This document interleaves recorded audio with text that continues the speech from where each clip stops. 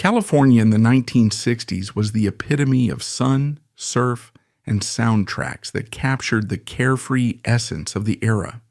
The Beach Boys were at the center of this cultural wave, their harmonies defining an entire generation's dream of summer.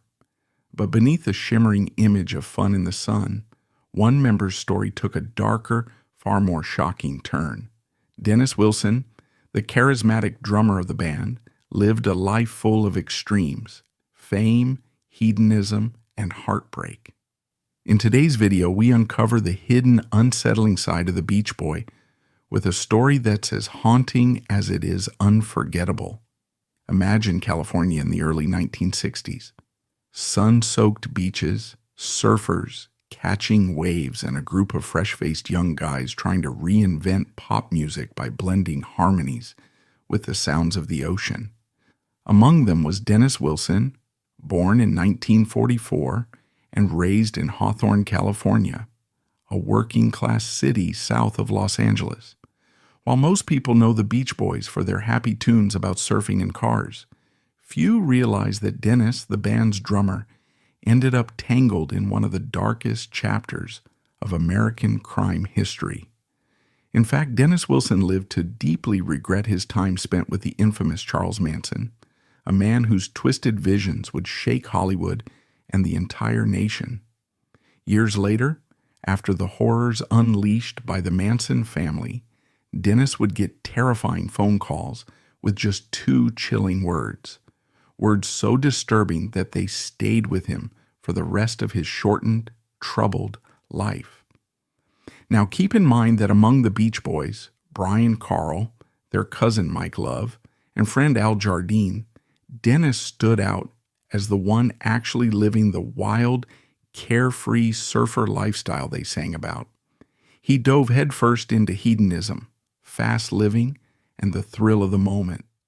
But his brush with Charles Manson would lead him into a nightmare that he never could have imagined. For the rest of his life, he searched desperately for a way to erase those haunting memories. Before that dark turn, however, Dennis's story started out much simpler. He had two brothers, Brian and Carl, and their father, Murray Wilson, was a tough, often aggressive man. Life in the Wilson household was far from peaceful. Brian Wilson, the musical genius behind the Beach Boys, was a reserved and introspective figure, spending countless hours crafting melodies that would define a generation. In contrast, Dennis was a whirlwind of energy, constantly seeking adventure and breaking rules. Their father, Murray Wilson, demanded perfection, often using harsh criticism to push his sons. For Dennis, this relentless pressure only fueled his rebellious streak. One memorable story from their youth involved Dennis sneaking out late at night to ride the waves under the moonlight, a stark rebellion against his father's strict curfews. While Brian retreated to the safety of his piano, Dennis sought freedom in the ocean, a divide that would shape their roles within the band. Yet, despite their differences, it was Dennis's carefree spirit that inspired Brian to channel the Southern California lifestyle into their music, a collaboration that would later define their success. Murray pushed his boys hard, and Dennis, often rebellious, restless, and always on the edge, took the brunt of his father's anger. The neighborhood kids even had a mocking nickname for him, Dennis the Menace. Unlike his more focused brothers, Dennis didn't blend in with the family's musical ambitions. Brian, the quiet genius of the family, was already plotting to form a band that would capture the shimmering allure of Southern California's beaches. He teamed up with Carl, Mike, and Al to shape a new sound. At first, Dennis seemed like an afterthought. He loved surfing, chasing girls, living fast. He didn't particularly care about practicing scales or harmonies. In fact, his lack of interest in music stood out so much that Brian initially didn't want him in the group. Here's where their mother, Audrey Wilson, stepped in and changed music history. She insisted that Brian include Dennis in the band. Reluctantly, Brian agreed. Dennis, who had been dabbling with the bass and experimenting with drums, jumped at the chance. They called themselves the Pendletones at first, an homage to the Pendleton shirts surfers wore back then. It was Dennis who suggested they sing about surfing, that they channel the California beach culture straight into their music. He even pushed Brian to write a song called Surfin'. When that single hit local radio, Dennis was so excited he ran down the street screaming with pure, unfiltered joy. But with success came money, and managing that success would be no easy task, especially for someone as spontaneous and easily influenced as Dennis. When the record label released Surfin', they rebranded the group as the Beach Boys, leaving the band members shocked but stuck with their new name. While Brian and Carl made relatively smart financial decisions, saving money, investing, Dennis took his newfound wealth to Hollywood. He got his own place, treating friends to nights out, blowing through cash, and embracing the thrill of being a local heartthrob. He might not have been the band's creative genius, Brian wore that crown, but Dennis had the looks, the charm, and a certain magnetic energy that drew female fans straight past the other boys. This caused tension within the group, especially with Brian, who, according to people close to Dennis, grew deeply envious of the attention his brother received. The pressure was crushing Brian. By 1965, Brian Wilson suffered a nervous breakdown, fueled by his jealousy of other musical innovators like Phil Spector and the Beatles, as well as the overwhelming demands of touring. He declared he wouldn't go on the road anymore, leaving Dennis furious. Dennis lashed out, threatening those around him by picking up a heavy object, reportedly an ashtray, and making it clear that he wouldn't tolerate anyone challenging him. Deep down, Dennis knew the band's survival depended on Brian's songwriting genius.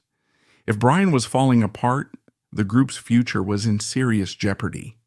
To salvage the Beach Boys' live performances, Brian gave Dennis more lead singing roles on their 1965 album, The Beach Boys Today, putting him front and center. The idea was to boost Dennis's confidence and perhaps lighten Brian's own burden. But as Dennis stepped into the spotlight, he also discovered psychedelics. The 1960s were ripe with experimentation. LSD, marijuana, and various substances were common in the music scene. And Dennis embraced that culture. This led Brian to hire session musicians because Dennis, increasingly unreliable, was sometimes too high or too distracted to play drums properly. The band's internal dynamics were slipping. When the Beach Boys created Pet Sounds 1966, an album that would influence generations of musicians, Dennis barely contributed due to his escalating substance use. At one point, the group even considered a working Titledom angel for their next ambitious project, which critics have since linked to Smile. Many believe the name was an inside joke or a jab at Dennis's struggles. Despite these setbacks, Dennis still had moments of brilliance. He wrote Little Bird, a surprisingly gentle and nature-inspired track that critics called a minor masterpiece. Dennis Wilson's contributions to the Beach Boys went beyond just keeping rhythm as the drummer. While Brian Wilson was celebrated as the group's creative force, Dennis began exploring his own songwriting abilities in the late 1960s. One of his standout works, Little Bird, was praised by critics for its delicate arrangement and introspective lyrics, showcasing a side of Dennis that often went unnoticed. However, his growing artistic ambition occasionally clashed with the band's dynamics. Mike Love, known for his pragmatic approach to maintaining the band's commercial appeal, reportedly disagreed with some of Dennis's experimental ideas. This tension highlighted the contrast between Dennis's emotional, free-spirited creativity and the more calculated strategies of his bandmates. Despite these conflicts, Dennis's contributions brought a unique depth to the Beach Boys' evolving sound. But tensions were never far away. By April 1968, Dennis was freshly divorced from his wife of 3 years. He was single, partying, and living the quintessential LA rock star life. One day while driving through Malibu, imagine the coastal highways, the sparkling ocean on one side, and celebrity homes tucked into the hills, he picked up two female hitchhikers. They mentioned having a spiritual guru, a figure who promised cosmic wisdom and freedom from the constraints of conventional life. Intrigued, Dennis brought them back to his home and left them there while he attended a recording session. When he returned, he discovered something shocking. A school bus parked outside, the lights on, and a swarm of strangers occupying his home. Among them stood a small, intense man with piercing eyes, Charles Manson.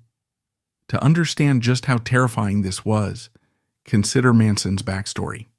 He'd spent most of his life in and out of prison, nursing a twisted philosophy influenced by racial tensions, apocalyptic visions, and a desperate craving for fame.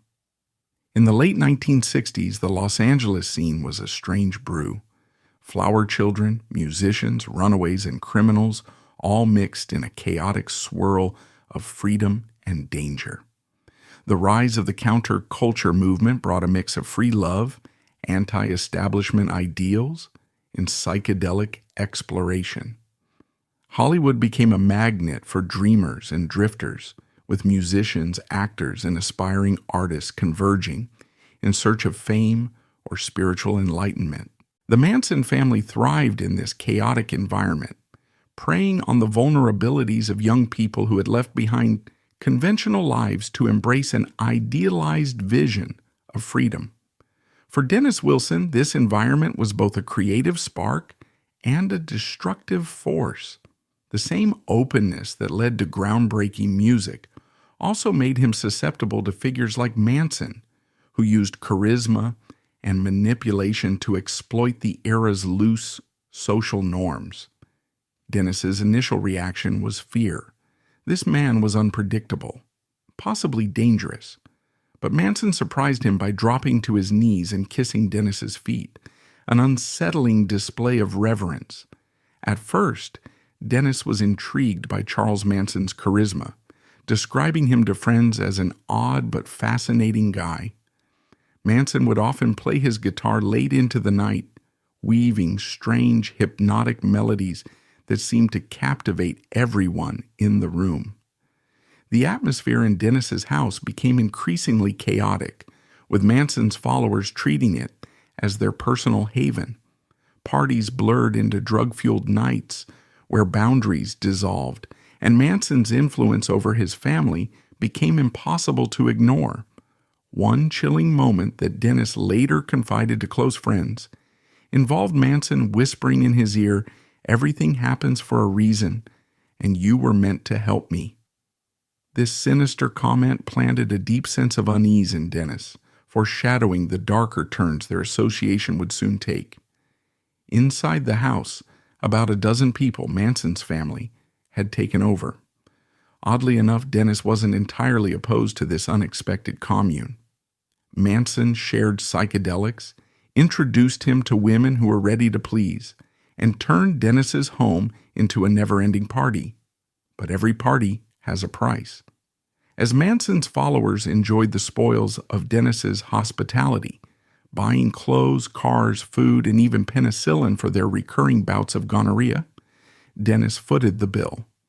By the end, he owed around $100,000, equivalent to nearly $900,000 today, draining more than half his savings.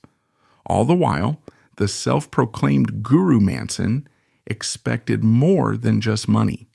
He wanted a shot at a music career. Dennis introduced Manson to industry insiders like Greg Jacobson and even rock star Neil Young, who found Manson's music interesting but not worthy of a record deal. Manson recorded a few tracks at Brian Wilson's studio, but his presence was a wedge between Dennis and his brothers. He wrote a song called "Cease to Exist," supposedly to help heal the Beach Boys' internal rifts, which Dennis adapted and recorded as "Never Learn Not to Love."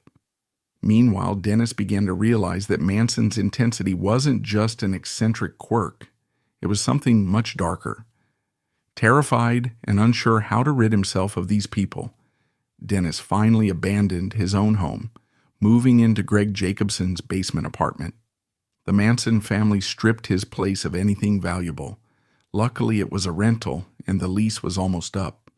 When Manson and his followers were evicted, Manson became furious, sending Dennis death threats, sometimes including bullets as a silent warning. Dennis knew Manson was deadly serious. According to Mike Love's later memoir, Dennis claimed he once saw Manson shoot a man with an M16, literally cutting him in half.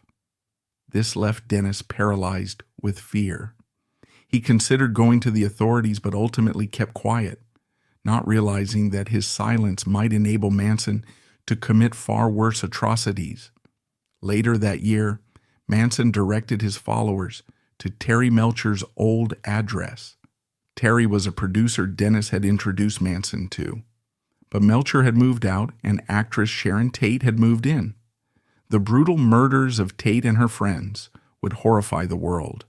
And although Dennis hadn't guided Manson to Tate herself, his earlier introductions, and that single piece of information, Melcher's former home, tied him indirectly to one of the most notorious crimes in American history. In the aftermath, Dennis was plagued by guilt, fear, and regret. That's when those two terrifying words came in those phone calls, the Manson family's voice echoing through the line, sending chills down his spine. He couldn't escape what he had seen and done. He couldn't separate himself from the nightmares that now defined his existence. Little did Dennis know, this was only the beginning of the downward spiral that would define his final years. After discovering that the two young hitchhikers he had casually picked up were the gateway to a twisted cult, Dennis Wilson returned home one evening, expecting the laid-back comfort of his own space. Instead, he found himself face to face with a scene he could never have imagined. A school bus, a group of strangers, and Charles Manson himself waiting with a disturbing smile. What Dennis saw when he walked through that door would change his life forever. In the late 1960s, Los Angeles was this magnetic hub for anyone chasing dreams and free love. Psychedelics, wild parties, and an anything-goes mindset were all part of the scene. Musicians jammed with random friends, actors mingled with hippies, and cult leaders, well, let's just say some of them were lurking on the fringes, hoping to catch a break. Into this world walked Dennis Wilson, already a household name thanks to the Beach Boys, and Charles Manson, a wannabe singer-songwriter who believed he had some kind of cosmic destiny. Dennis first met Manson's followers, some women hitchhiking on Sunset Boulevard, and at least on the surface they seemed fun.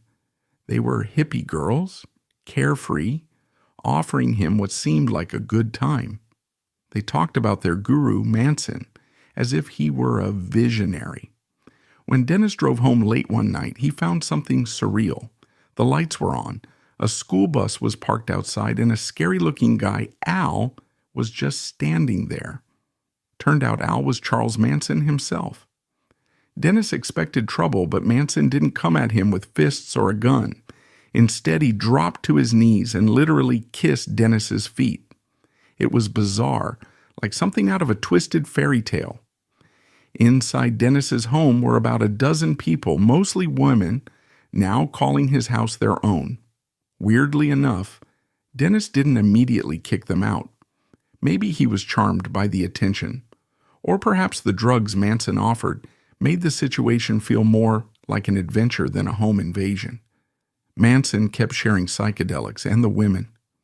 They weren't just hanging around looking pretty. They were ready to please Dennis in any way Manson suggested.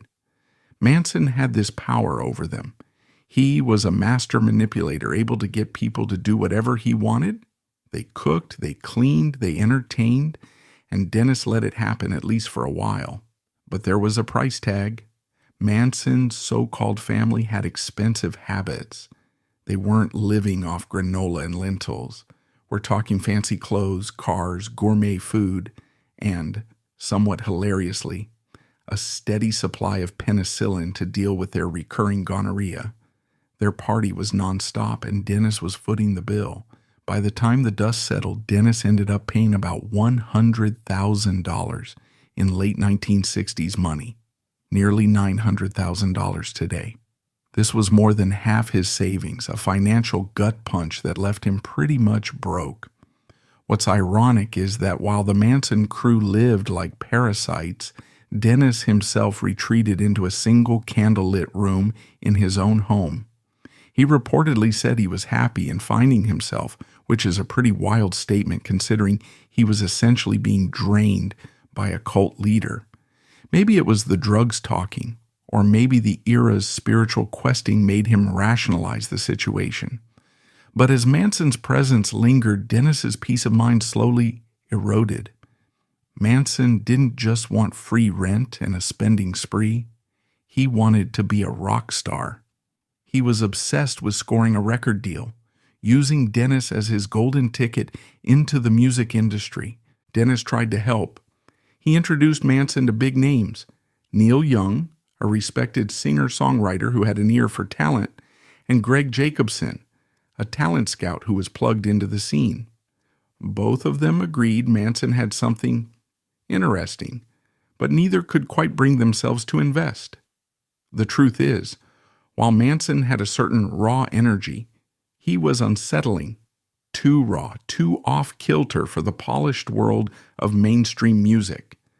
Dennis even brought Manson into the Beach Boys circle. He recorded a few songs with him, one of which, Cease to Exist, Manson offered as a kind of peace offering to heal some tensions between Dennis and his brothers. The Beach Boys ended up releasing it as Never Learn Not to Love, credited solely to Dennis.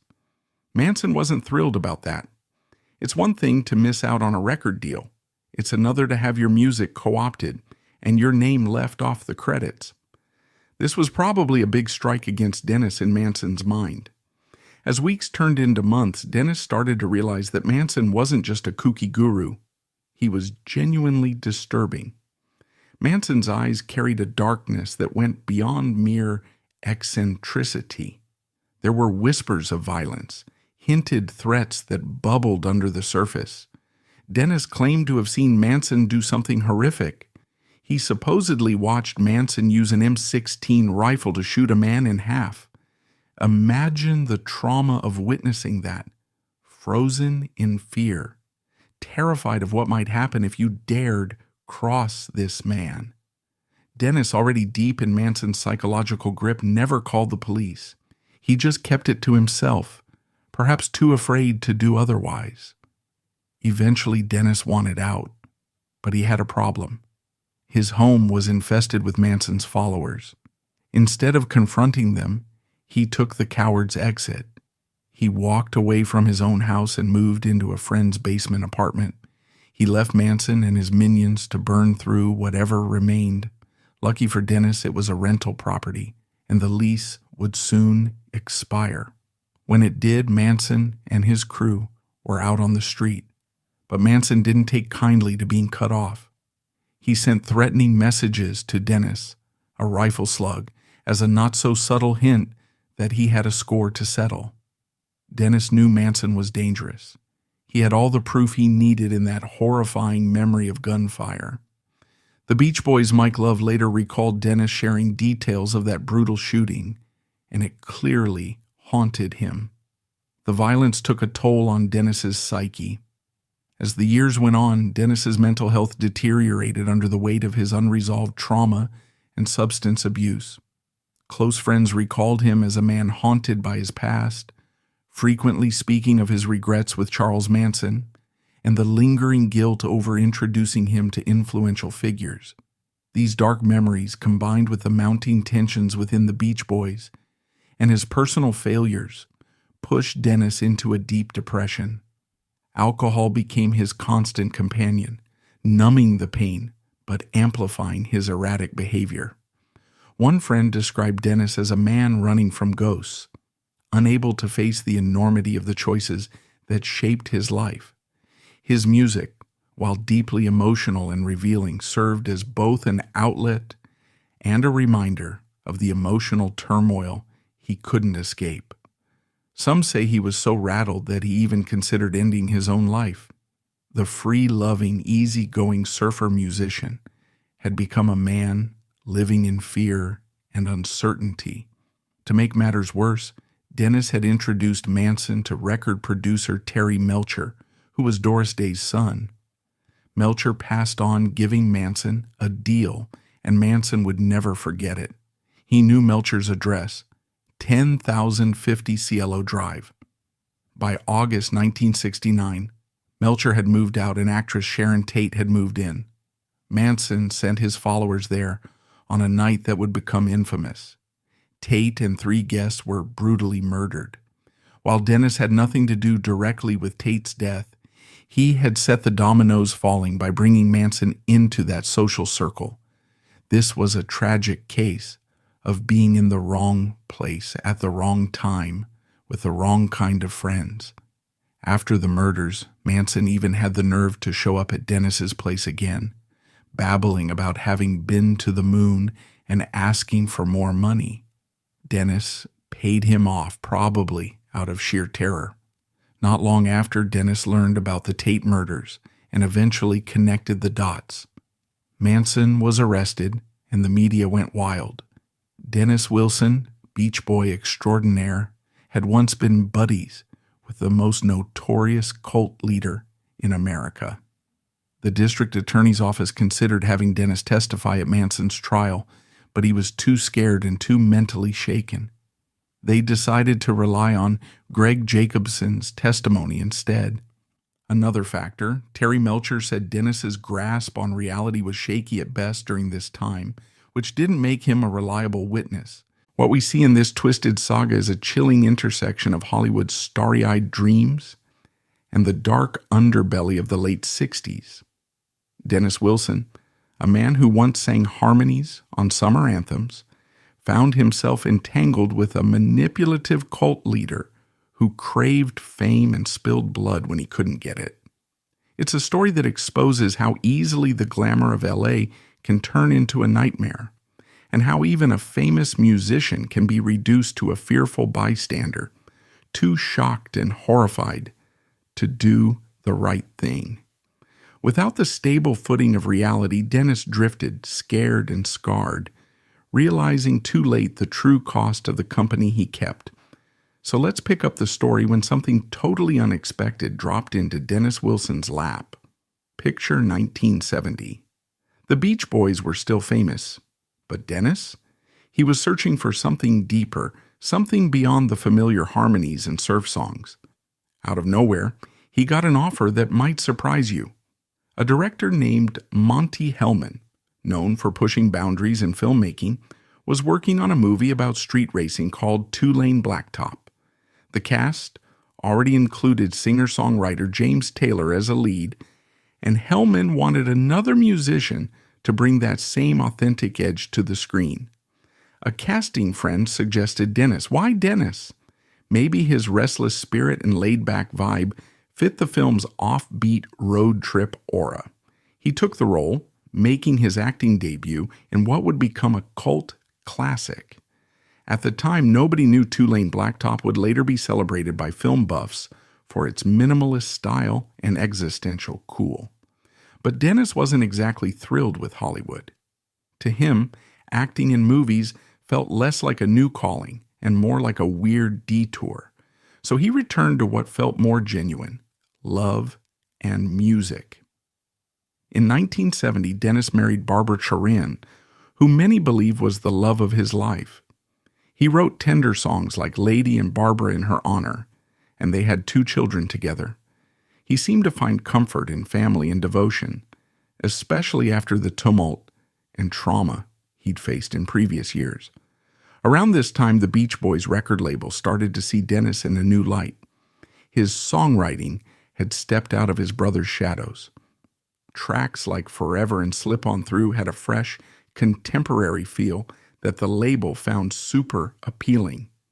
Dennis was no longer just the drummer or the wild card. He was a creative force. By 1971, Dennis had 2 new songs ready for the Beach Boys album Surf's Up 4th of July and Wouldn't It Be Nice to Live Again. But something strange happened. When Surf's Up hit the shelves, neither of Dennis's songs was included. He later claimed that he pulled them because they didn't fit the album's mood. Yet whispers behind the scenes told another story. There was tension among the band members. Some say Dennis wanted to hold those songs back for a solo project, his own spotlight, free from band politics. Whatever the truth, it set the stage for his acclaimed solo album, Pacific Ocean Blue, released in 1977. This record, rich with moody textures and personal vulnerability, outperformed the next 2 Beach Boys releases. It was clear Dennis had carved out his own artistic identity. But even as his music matured, Dennis couldn't escape the past. The memory of Charles Manson lingered like a dark cloud. Rumor has it that Manson's followers would call Dennis, delivering a simple but chilling message, "You're next." Imagine living with that kind of fear. Many believe Dennis's struggles with addiction got worse under the weight of this shadow. He started drinking heavily, spiraling into a dangerous cycle of substance abuse and emotional turmoil. By September 1977, Dennis spoke to Rolling Stone magazine, boldly claiming he'd quit the Beach Boys because they couldn't handle his solo success. True or not, it marked a turning point. He was drifting away from his old life, drifting deeper into the unknown. By 79, divorced from Barbara, Dennis began a romance with Christine McVie of Fleetwood Mac, another rock star who understood fame's pressures and creative stresses. They dated for about 3 years. Christine later described him as sweet, loving, but ultimately too damaged by his demons for the relationship to last.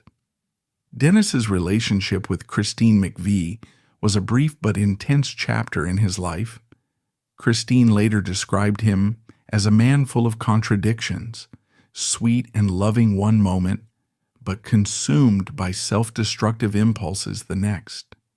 Their shared understanding of the pressures of fame initially brought them closer, but Dennis's deepening struggles with addiction and emotional instability eventually drove them apart. After their breakup, Dennis's personal life became increasingly erratic.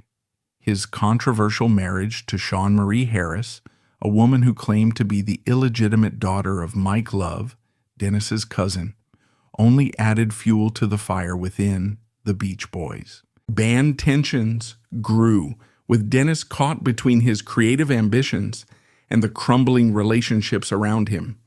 Music became his sole refuge, and his work on Pacific Ocean Blue reflected the raw pain and longing of a man grappling with his demons. After Christine, Dennis's love life took a twist that would shock even close friends. He fell for Shawn Marie Harris, who claimed to be the illegitimate daughter of Mike Love, Dennis's cousin and longtime Beach Boys bandmate. If true, Dennis was about to marry his cousin's daughter. Legally, it was allowed, but morally and emotionally, it was a landmine. Mike Love never acknowledged Shawn as his child, and the marriage did nothing to mend the already broken bond between the two cousins. This wasn't just rock and roll drama, it was a full-blown family soap opera, layered with jealousy, mistrust, and unresolved resentments. As if the personal turmoil weren't enough, trouble brewed inside the band's circle again in 1981. Brian Wilson's girlfriend, Carolyn Williams, accused Dennis of trying to rope Brian into a huge purchase of illegal substances, $155,000 worth. The Beach Boys were fed up. They gave Dennis an ultimatum: get clean or get out. They banned him from performing with them until he sought treatment. Backed into a corner, Dennis checked into a therapy center in Arizona and then a hospital in Santa Monica. For a while, it seemed like he was trying to claw his way back to stability. But fate had other plans. On Christmas Day 1983, Dennis was far from stable. He left the hospital and ended up at the Santa Monica Bay Inn, got into a fight, then found himself alone, injured, and back at the hospital for quick fixes. Soon after, he started drinking again. Alcohol often blurs good judgment, and for Dennis it led him to a strange, tragic decision. Dennis Wilson's death on December 28, 1983, was as tragic as it was hauntingly poetic, a heartbreaking end to a life defined by extremes. On that fateful day, Dennis was intoxicated, a state that had become all too familiar in his later years. His decision to dive into the chilly waters of Marina del Rey to retrieve items belonging to his ex-wife wasn't just impulsive. It reflected the reckless, impulsive streak that had both fueled his creativity and hastened his decline. For years, the ocean had been Dennis's sanctuary. It was where he found peace amid the chaos of fame, heartbreak, and addiction. The Pacific, so deeply tied to his identity as both a beach boy and a water child, had been his muse and metaphor. He wrote songs celebrating its beauty, capturing its rhythm and melodies that defined California's sun-soaked culture. Yet on that day, the ocean he loved and immortalized in his music became the setting for his tragic demise. As Dennis dove beneath the surface, witnesses reported seeing him struggle against the weight of his own intoxication and the water's powerful current. It's chilling to imagine that the very force he spent his life celebrating in song ultimately took him away. Rescue attempts failed, and the music world was left stunned as news spread that one of the original Beach Boys, a man who embodied the spirit of carefree summer, was gone. But Dennis's death wasn't just an accident. It was the culmination of years of unresolved pain.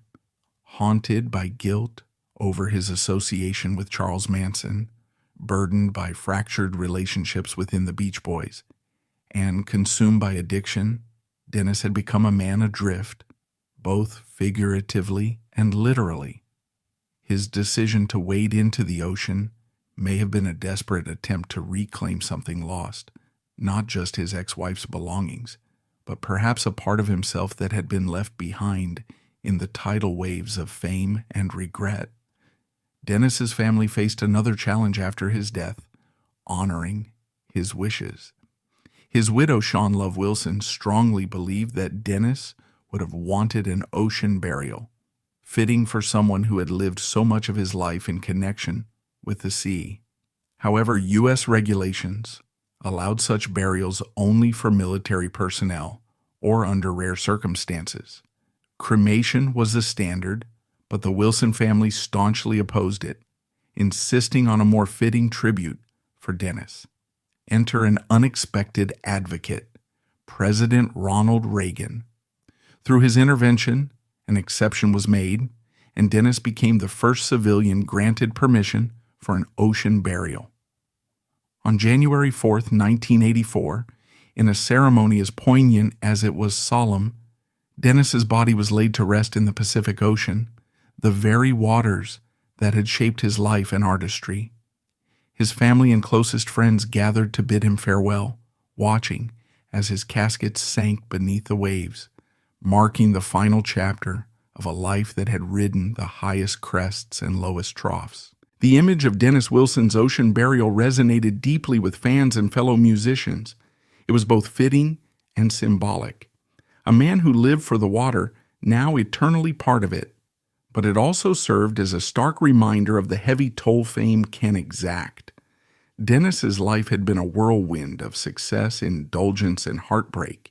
He was a man who seemed to thrive on extremes, yet those same extremes eventually consumed him. For many, Dennis's death was a cautionary tale about the dangers of addiction and the emotional toll of living under the relentless spotlight of fame. It highlighted the fragility of even the most charismatic and talented figures, reminding the world that behind the bright melodies and cheerful harmonies, there was a man fighting his own battles. Dennis Wilson's story doesn't end with his death. His music, particularly his 1977 solo album Pacific Ocean Blue, continues to be celebrated as a raw and vulnerable glimpse into the soul of a man who often hid behind the Beach Boys' polished image. Tracks like River Song and Thoughts of You capture his love for nature and his struggles with inner demons, leaving a legacy that transcends the beach party anthems he was best known for. Dennis's life and death serve as a powerful reminder of the human cost of fame and the importance of seeking help in the face of addiction and mental health struggles. While his passing left a void in the music world, his story remains a poignant chapter in the history of rock and roll, a story of brilliance, beauty, and the relentless pull of the ocean. In understanding Dennis Wilson, we see a man who lived at full tilt, loved deeply, fell hard, soared creatively, and crashed spectacularly. He knew legends and lunatics, wrote tender ballads and took dangerous detours, found love in unexpected places, and faced fear that would rattle the bravest among us. His story isn't just about one Beach Boy. It's about the cost of fame, the weight of secrets, the pull of the ocean, and the fragile line between redemption and tragedy. Dennis Wilson's life was a stark contrast to the cheerful melodies of the Beach Boys. From sun-soaked harmonies to the chilling shadows cast by his connection with Charles Manson, his journey was one of extremes. It's a reminder that even the brightest stars can harbor the darkest secrets. While his music remains timeless, his story is a cautionary tale about the price of fame, the lure of the unknown, and the struggles that come with living life on the edge. If you found this story captivating, don't forget to like, comment, and subscribe for more deep dives into the untold lives of music legends.